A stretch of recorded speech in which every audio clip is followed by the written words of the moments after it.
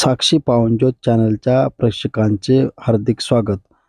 संविधान अमृत महोत्सवी व प्रबुद्ध रंगभूमी बोधेश्वर संस्था महोत्सवी वर्षामध्ये सामाजिक कार्यकर्ते विश्वनाथांना तोडकर यांच्या 61 व संत गाडगेबाबा जयंतीचे औचित्य साधत दिनांक 22 व 23 फेब्रुवारी 1941 रोजी निजाम आणि इंग्रज राजवटीच्या सीमेवर धाराशिव जिल्ह्यातील कसबे तडोळे येथे विश्वरत्न डॉक्टर बाबासाहेब आंबेडकर यांनी घेतलेल्या महारामांग वतनदार परिषदेच्या 84व्या वर्धापन दिनानिमित्ताने दिनांक 23 फेब्रुवारी 2025 रोजी कळंब येथे विश्वरत्न डॉक्टर बाबासाहेब आंबेडकर पूर्णकथा पुतळा परिसरात संपन्न झालेल्या ग्रामीण व पारंपरिक कलावंत परिषदेच्या प्रथम सत्राच्या अध्यक्ष समारोपात सामाजिक कार्यकर्ते विश्वनाथ अण्णा तोडकर म्हणाले की साहेब आंबेडकर ही महामानव एक व्यक्ती नव्हती तर एक मोठा विचार होता. काय केलं ह्या विचाराने?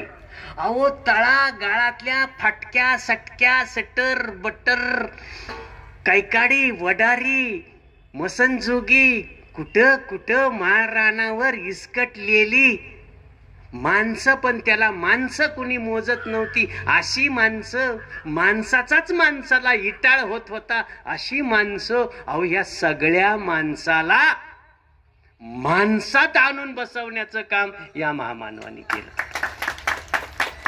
आजही आपण त्यातलेच आहोत. आपल्याला म्हणून इथं बसायला जागा मिळाली, कारण या देशामध्ये अंबानी अदानी आणि कुणी असेल त्याला एकच मताचा अधिकार आहे. एक व्यक्ती एकच मताचा अधिकार आहे. त्याच्याकडे भले 500 कोटी असू द्या, तो 500 कोटीच्या जीवावरती मत खरेदी करू शकत नाही. बाकी धंदा जाऊ द्या, आता इथे पेट्या वाटतात, पण अधिकार एकच आहे त्याला. आणि फाटक्या झोपडीत राहणाऱ्या माणसाला सुद्धा मताचा अधिकार एक आहे. ती मोठी कमाल या आपल्या महामानवाने केली. आणि म्हणून इथल्या गरीबाला आज तरी किमान विचारलं जाते, लाडक्या बहिणीच्या नावाने 1500 रुपये येतंय, नाहीतर ते बी गुल झाले असते. कारण इथे पेट्या भरल्या जातात. त्या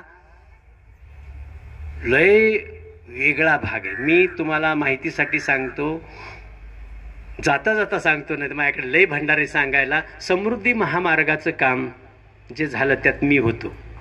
समृद्धी महामार्गाचं काम माझ्याकडे होतं. तुम्हाला सांगू काय जग आहे ते. 60 किलोमीटरचा एक रस्ता मल्टी स्टेट कंपन्यांना दिलेला आहे, ज्याचं बजेट हे हजारो कोटीचं होतं.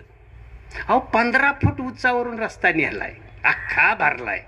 आणि मी शेतकऱ्याला जास्त पैसे मिळावे याच्यासाठी मी त्यातलं काम केलेलं आहे. प्रचंड पैसा, प्रचंड पैसा. म्हणजे तुम्हाला खोटं वाटेल, एका भाद्राच्या 20x25च्या आखी खोली कपाटं लावलेली गच भरली नोटाने. गच पैसा. तुम्हाला आत्ताचा आपला सावंतच्या पोराचा कारभार बघितला का तुम्ही? माहिती होतं? पोराचं भांडण झालं. मी मजेत माझ्या पोराला म्हणलं, तशी भानगड करून येते त्याकडे कुठले तेवढे पैसे. पोराचं भांडण झालं. पोराने परस्पर विमान बुक केलं 64 लाख. इथलंच गेलो, म्हणलं राग आला आणि दुबईला चाललो. आपलं पोरग म्हणतं की ना, राग आला शेतातच चाललो, कोठ्यावर. कुठं जाते? जाऊन आपलं पोरग कोठ्यावर. हे कुठं जाते? दुबईला थेट. किती खर्च? 64 लाख. ती अजब दुनिया आहे. आणि ह्या दुनियेला अजब राहण्यासाठी तुमची गरज आहे. ती तुमची गरज कशी आहे? तुमच्या मताची गरज आहे. आणि मग तुमच्या मताच्या गरजेसाठी त्यांनी काय केलंय? लाडकी बहीण, फुकट रेशन, किरकोळ अशा सगळ्या गोष्टी आपल्यासाठी चालवल्या जातात. दुनिया ही अत्यंत वेगळी आहे. ही समजून घेण्यासाठी मला असं वाटतं आपल्याला शासनाच्या अनेक गोष्टीची गरज आहे. ते समजून घेणं आणि आपल्याला पुढं जायला पाहिजे. सगळी नाटकं करता येतात. मी नेहमी म्हणतो, सगळी नाटकं करता येतात, पैशाचं नाटकच करता येत नाही. आणि तिथं माणूस हातबल होतो. मग देवाला साकडं घालतो, का परमेश्वरा माझ्याच नशिबाला असलं आणलं. जर कुणा एखाद्या बामणाकडे आपण गेलंच असं म्हणताना ते म्हणताय तुझं काही दोष नाही बाबा, तुझे काय मागच्या जन्मात पाप केलं होतं ते नाहीतर तू जरा थोडस मागच्या जन्मात जरा जरा जरा जरा चांगलं काम केलं असतं तर बहुतेक तू अदानीच्या घरी जन्माला आला असता. चुकलं थोडं, आता फेडत राहा.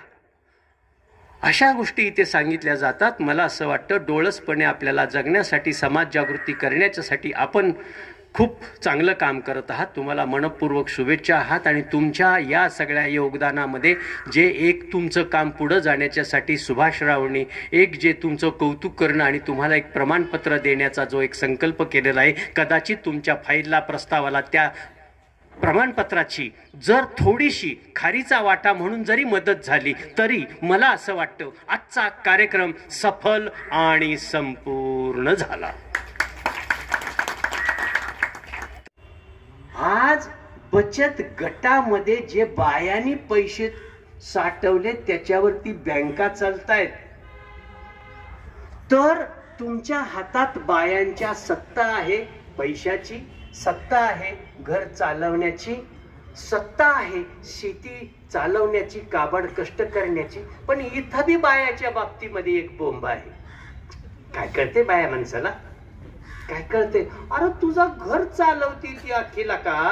म्हणजे काय कळते बाया माणसाला? बाया माणसाला जेवढं कळतंय तेवढं गडी माणसाला कळत नाही, हेही आपल्याला लक्षात घेतलं पाहिजे.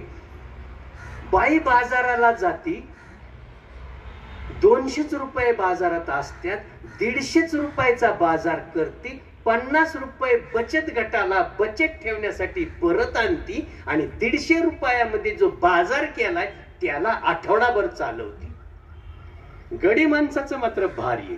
200 रुपये घेऊन जातोय, 50 तर पहिलं आपल्या तांदळवाडी चौकात चहा पाण्यावर घालवते. भेटला खायचा का चहा? चला भेटला, खायची काय पान सुपारी? असं करत त्याच बरं. त्यालाही असं वाटतं की दादाचा त्या चहा पिलोय मागच्या आठवड्यात, मग आता दादाला ह्या आठवड्यात मी पाजला पाहिजे.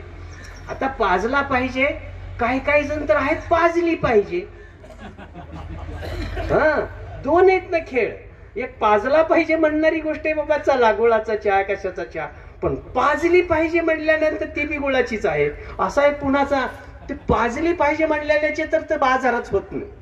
पण जो बाजार करणारा आहे, चहा पिणारा आहे, तो सुद्धा 200 रुपयातला रुपया न वाचवता घरी येतो. माणसांचा जो सहभाग आहे हा संसार फुलवणारा आहे. तुमची कला फुलवण्यासाठी, फुलण्याच्यासाठी सुद्धा इथे सगळ्या मायमामा आहेत. मला त्यांचं कौतुक आहे. आणि इतकी चांगली जी कला आहे ही खेड्यात आहे, तुमच्या वाणीत आहे, तुमच्या शब्दात आहे, तुमच्या हृदयात आहे. आणि मी आता शाहिरांची तळमळ सकाळच्या त्यांच्या भाषणात त्यांचं तर म्हणजे वन मॅन शोच चाललं होतं. म्हणजे असं ना की मीच तुंबळ वाजवतो, मीच ढोलकी वाजवतो, मीच गातो, मीच कार्यकर्ता होतो, मीच तुम्हाला सरकारच्या स्कीमची माहिती सांगतो, मी सगळं काही करतो. पण हे भला माणूस तल्लीन त्याच्यात 4 चांगल्या गोष्टी सांगण्याच्यासाठी सुद्धा त्यांची तळमळ, आणि एक तळमळ मात्र त्यांनी सांगितलीच. एवढं सांगतोय म्हणे मी, एवढं सांगतोय, प्रस्ताव करा, प्रस्ताव करा, प्रस्ताव करा, कुणी करत नाही. अहो खरंय ना, कुणाला येळ आहे? आपला निम्मा वेळ आपल्या लोकांचा पुढाऱ्याच्या मागे पळण्यात जातो. निम्मा वेळ काही आजकाल तर तरुणांचं पोरगांनी काय केलं, पोरगांनी काय केलं त्याच्यामध्ये जातो. आपली निम्मी पोरं तर ढाब्यावरच बसलेली असतील, त्याच्यात बापाचं टेन्शन वाढलेलं असतं, त्याच्या टेन्शन मध्ये जातो. आणि आता आणखीन एक भानगड झाली आहे की 30-30, 40-40, 50-50 वर्षाची पोरं झाली, लग्नच व्हायना. आता त्याच्यात आई बापाचे चेहरे पारच सुकलेत.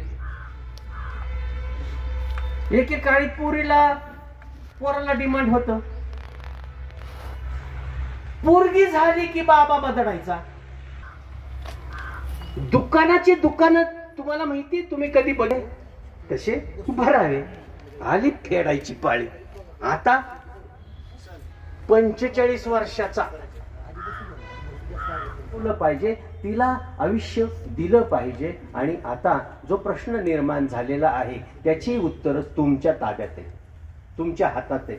तुम्ही खूप, कारण अभंग गाणारा माणूस, कीर्तन करणारा माणूस हा लोकांच्या मनामध्ये आपली आदराची जागा तयार केलेला एक गावातला बुजुर्ग माणूस आहेत. आणि तुम्ही इथे बुजुर्ग माणसं आहेत. मला तुमच्या समोर एक क्रांतिकारी प्रस्ताव ठेवायचा आहे, तुम्ही त्याच्याबद्दल काम केलं पाहिजे असा माझा आग्रह आहे. आणि विधवा महिलांना आम्ही किमान 500 महिलांना एक वाटप, आज त्याला 8 वर्ष झाली.